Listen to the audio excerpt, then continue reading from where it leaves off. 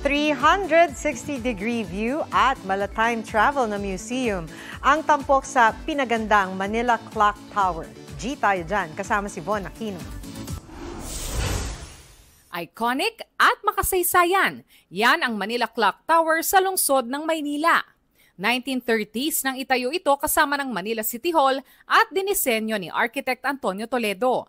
Halos 100 feet ang taas, may 4 na clock faces na nakaharap sa Intramuros, Bonifacio Shrine, Rizal Park at Palasyo ng Malacanang. Pero hindi lang ito basta tagapagsabi ng oras dahil pwede ring akyatin ang tuktok ng tore. Matapos ang 200 steps, mataas man ang aakyatin para marating itong tuktok ng Manila Clock Tower, sulit naman dahil pagdating dito sa taas ay makikita mo ang napakagandang 360 degrees view ng Maynila.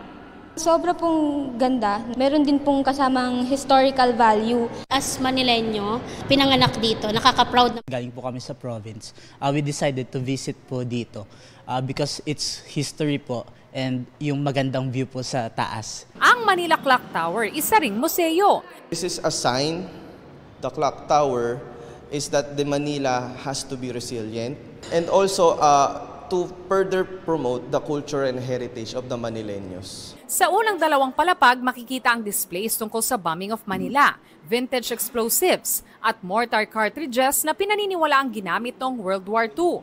At ngayong National Arts Month, naka-exhibit dito ang iba't ibang obra ng mga artists tulad ni National Artist Abdul Mari Imao at Presidential Merit Awardee Ramon Orlina.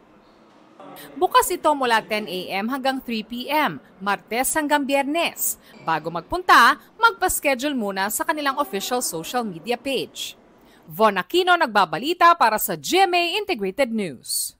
Huwag magpahuli sa mga balitang dapat ninyong malaman. Mag-subscribe sa GMA Integrated News sa YouTube. Sa mga kapuso abroad, subaybayan nyo kami sa GMA Pinoy TV at sa www.gmanews.tv.